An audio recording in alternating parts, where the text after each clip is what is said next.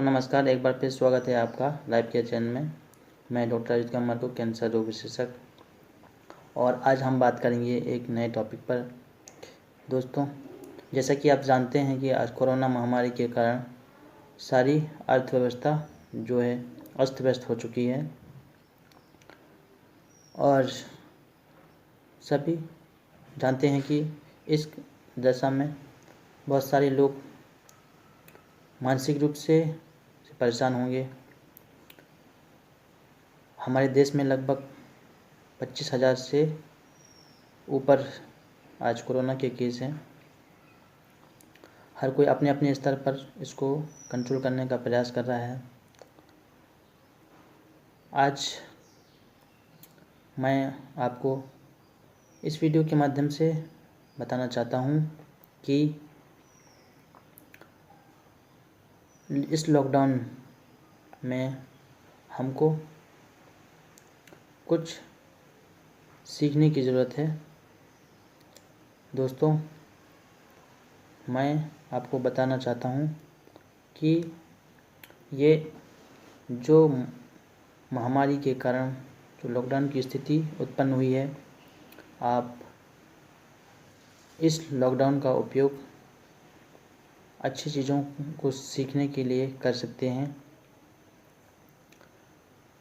जैसा कि आप जानते हैं कि अर्थव्यवस्था बहुत धीमी हो चुकी है।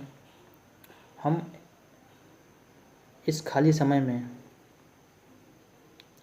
जहाँ पर हम अधिकांश घर पे रहते हैं, इसमें हम कुछ नई चीज़ों का अध्ययन करके नए अच्छे विकल्प निकाल सकते हैं, जिसके माध्यम से हम भविष्य में कुछ बेहतर तरीके से कार्य कर सकते हैं और भविष्य में होने वाली इस प्रकार की कोई भी परेशानी उससे हम बच सकते हैं। तो आज हमको एक नया माइंडसेट विकसित करने की ज़रूरत है। नए विकल्प या अपने अंदर की जो खूबियाँ हैं उनको निकालने की ज़रूरत है। अपने अंदर की कमियां हैं उनको दूर करने की ज़रूरत है।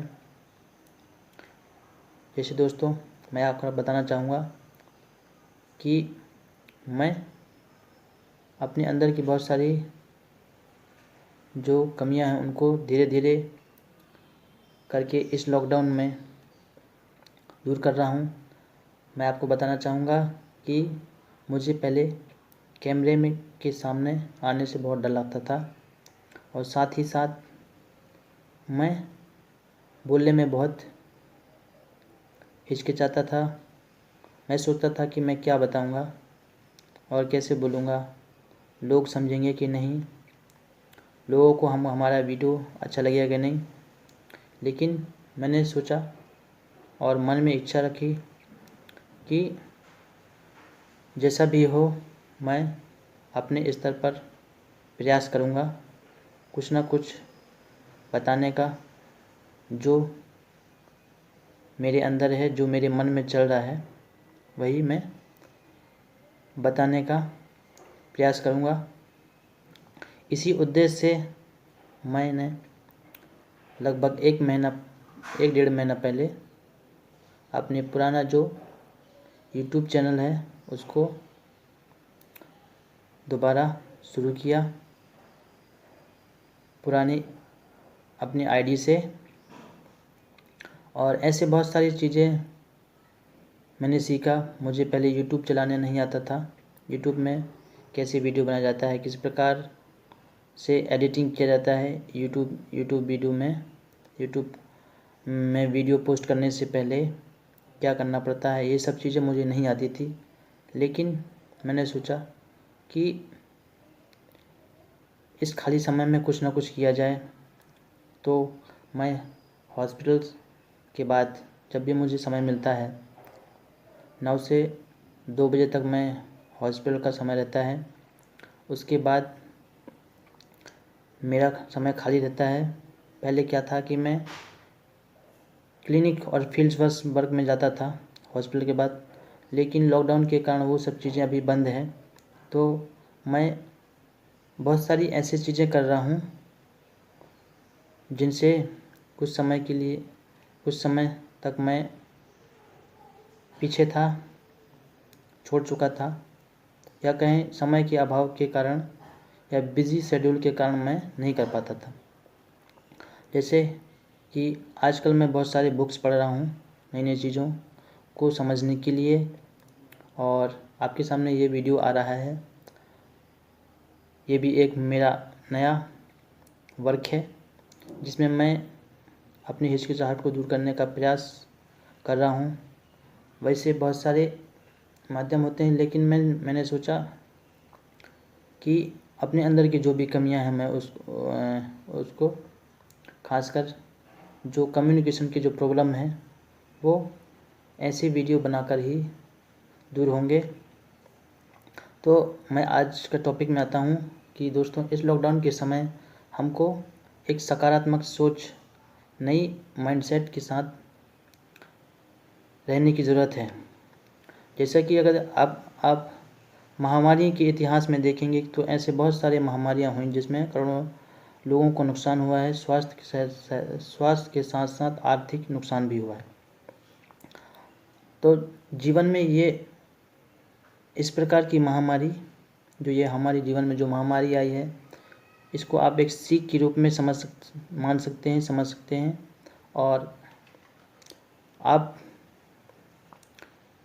इसको सीख के रूप में कैसे ले सकते हैं कि आप देख सकते हैं कि दुनिया में जितने भी कारोबार हैं वो सब बंद हैं, और प्रकृति चीख चीख कर यह कह रही है कि डेवलपमेंट के साथ साथ हमारे साथ सामंजस्य स्थापित करना आवश्यक है मनुष्य को।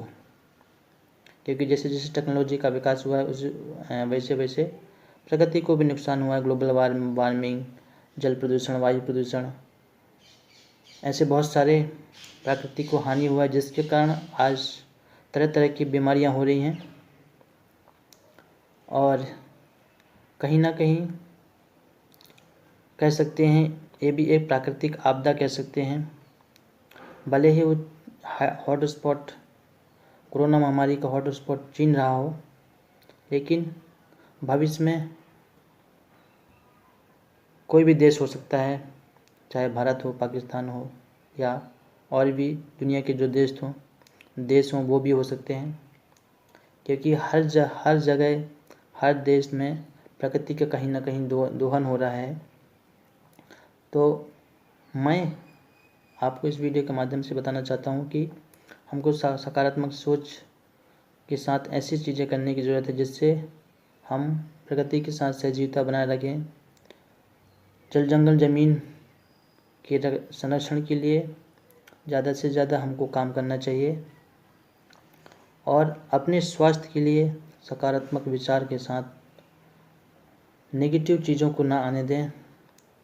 दूसरों के लिए वही सोचें जैसा आप अपने लिए सोचते हैं, क्योंकि एक कहावत है, जैसा आप सोचते हैं वैसा ही आपके साथ रिजल्ट मिलता है। जैसा आप करते हैं वैसा आपको परिणाम मिलता है।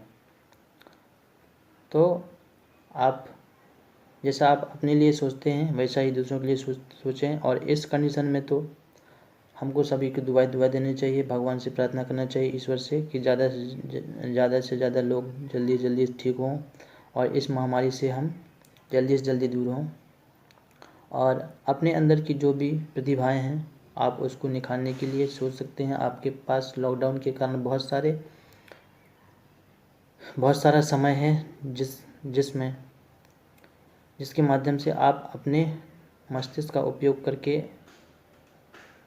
अपने खाली समय का उपयोग करके ऐसी चीज़ें सोच सकते हैं जो आपको भविष्य में बहुत सारा काम आएगा।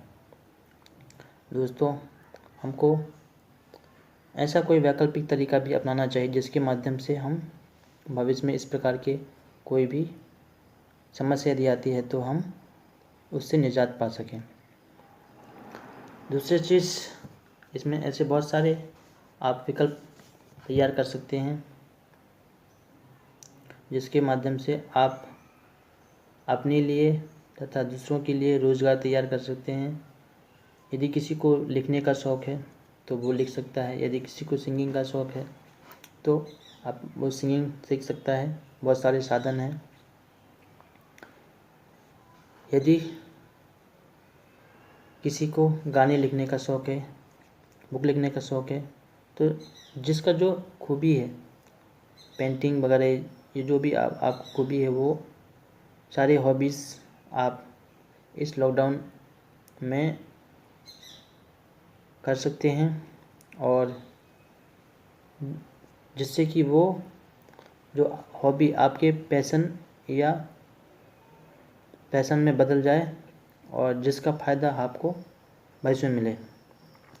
तो मैं दोस्तों आपको इस वीडियो के माध्यम से ये बताने का प्रयास कर रहा था कि आपको जितने भी समय लॉकडाउन का मिला है, आप सकारात्मक रहकर इस लॉकडाउन के समय का सदुपयोग करें। यदि आपको हमारी वीडियो पसंद आए तो लाइक और सब्सक्राइब करें, साथ ही शेयर करना ना भूलें। और यदि आपको कुछ सुझाव देना है तो इस वीडियो के कमेंट बॉक्स में कमेंट करके अपना महत्वपूर्ण सुझाव ज़रूर दें। धन्यवाद। जय हिंद, जय भारत।